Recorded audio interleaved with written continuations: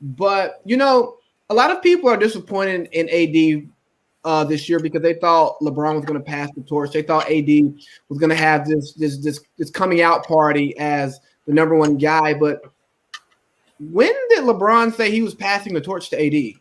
And where did this come from? That AD is going to be healthy. Like I know he had 1 year of great health, and don't get me wrong, his injury history has been overblown. But it's like, when did we think AD was like LeBron was just going to pass the torch to AD?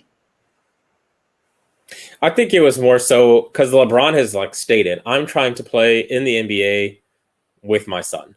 So you would just naturally think he's with the mileage he's already put on, he's probably going to taper off.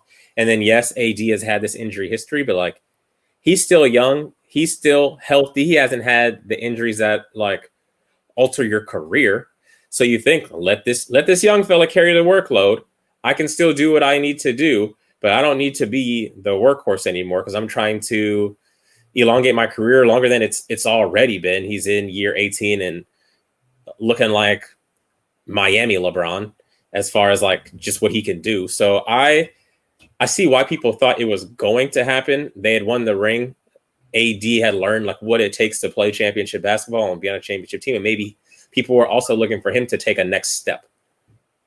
And I think that not that AD has peaked as a player. I think there's obviously things that he can add to his game, but as far as like seeing some exponential growth, I mean, you tell me where he can find the exponential growth, because he has one of the most well-rounded games in the league. He has the clutch moments. He can score. He can facilitate. He can play defense 1 through 5. Like, there's just really not much more for AD to do.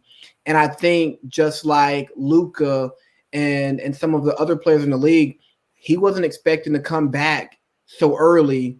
And, he played late. He didn't get the rest the way he probably wanted to. And he also wasn't training, preparing for the season. But I just think we got to stop speaking for LeBron as basketball fans and the basketball media, because LeBron has obviously showed us that what we think doesn't matter. He's going to do what he's going to do, and he's going to do more than what we think he can do.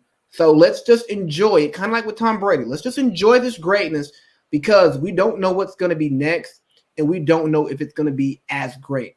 Because as much as we love what happened in the 2000s, that was, that's our era of basketball, but it wasn't what MJ was. And not to say that MJ was better overall MJ was better to your average person, unless, again, you grew up the way we grew up watching that basketball, so we loved it a little bit more. But the 2000s NBA really struggled after MJ left, and we shouldn't take LeBron for granted.